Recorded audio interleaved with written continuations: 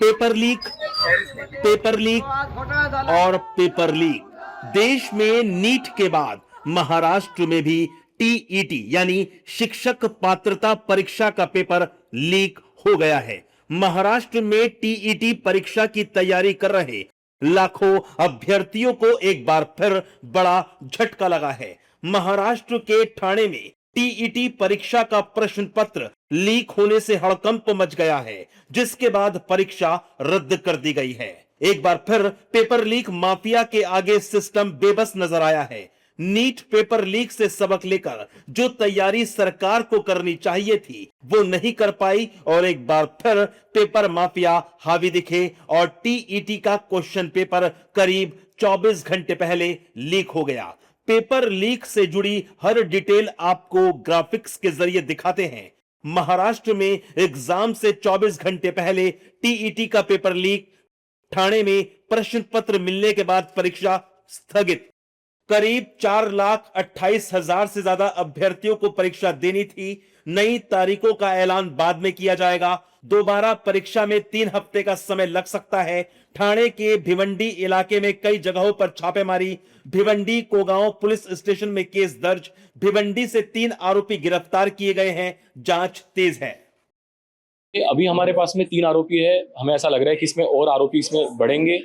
Private है या government के, हम इसमें अभी कुछ भी नहीं कह सकते। यहाँ पे हमारे डिकॉय को उनने 1.5 करोड़ में पेपर बेचने का इसमें हुआ था। वहीं महाराष्ट्र राज्य परीक्षा परिषद की डिप्टी कमिश्नर प्रिया शिंदे ने कहा कि टीईटी पेपर लीक से प्रभावित उम्मीदवारों को दोबारा रजिस्ट्रेशन कराने की जरूरत नहीं है। किसी भी उम्मीदवार से कोई अतिरिक्त रजिस्ट्रेशन फीस नहीं ली जाएगी। स्टूडेंट अपना जो स्टडी है वो जारी रखें और उनको पैनिक होने की ज़रूरत नहीं है। हम अगली परीक्षा लेंगे तो अगली बार फिर रजिस्ट्रेशन करने की भी ज़रूरत नहीं है। इस रजिस्ट्रेशन से ही आप वो एग्ज़ाम दे सकते हैं। आगे आने वाली जो एग्ज़ाम है वो दे सकते हैं।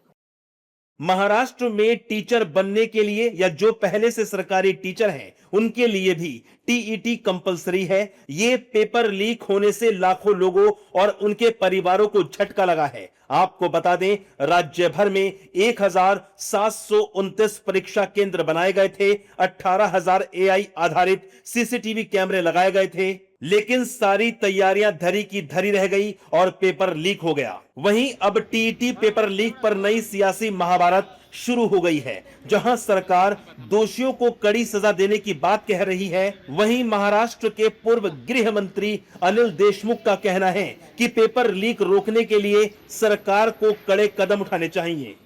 टीईटीचा पेपर फुटलेला आहे म्हणून कोणी दाखवतोय की फुटलेला पण नाही। दोन्ही प्रकार म्हणजे मला अजून माहित नाही, मी अधिकृत माहिती घेतलेली नाही, पण मला असं वाटतं की दोन्हीकडून झालेलं आहे। कोणी म्हणतं फुटलाय, कोणी कुठं चॅनल दाखवतं फुटलेला नाही। मला वाटतं तपासाची बाब आहे। मला वाटतं पण असं होणार नाही, पण झालं असेल तर मला वाटतं यापेक्षा अजून गंभीर दुसरी गोष्ट असू शकत नाही। आणि यासाठी मग माननीय मुख्यमंत्री महोदय, आपल्या कल्पना है किती लक्ष। जो एग्जाम बच्चों की होती है उसमें जो पेपर लीक होता है, ये विषय सरकार ने गंभीरता से लेना चाहिए। क्योंकि जब कोई भी एग्जाम को बच्चा बैठता है तो दिन रात पढ़ाई करके एग्जाम को जाता है। जब उसको मालूम पड़ता है कि जो एग्जाम को मैं जा रहा हूं उसके पेपर लीक हो गए, मतलब जिसके पास लीक हुआ पेपर है उसको ज्यादा मार्क मिलेंगे और जो दिन रात पढ़ाई करता है उसको कम मार्क मिलेंगे करके बच्चे बहुत परेशान हैं, उनके पेरेंट बहुत परेशान है। ये बात सरकार ने गंभीरता से लेना चाहिए, इसकी जांच करना चाहिए। वहीं कांग्रेस से लेकर शिवसेना उद्धव गुट के नेता भी सरकार को घेर रहे हैं और कह रहे हैं कि सरकार की एजुकेशन पॉलिसी फेल हो गई है। देखिए, सरकार का फेल्यूर, नीट का भी एग्जाम महाराष्ट्र ही उसका सेंटर रहा है, जो सीबीआई की इन्वेस्टिगेशन में दिखाई दिया है। और टीईटी का भी एग्जाम जिस तरह से टीईटी भी का पेपर लीक हुआ है और सरकार को स्थगित करना पड़ा है एग्जाम, ये बहुत ही चिंताजनक है। कम से आज ये जो छात्रों के भविष्य के साथ खिलवाड़ हो रहा है उसका जिम्मेदार कौन है? आज हमने जो टीचर होने वाले हैं, कोई टीचर में कार्यरत है, उनका पवित्र जैसा पेपर ही फूट रहा है। तो मैं यही बोल रही हूँ कि राज्य शासन का और देश का परीक्षा लेने का जो अंदाजा है वो गलत है। इसकी वजह से राज्य शासन और एजुकेशन पॉलिसी पूर्णतः फेल।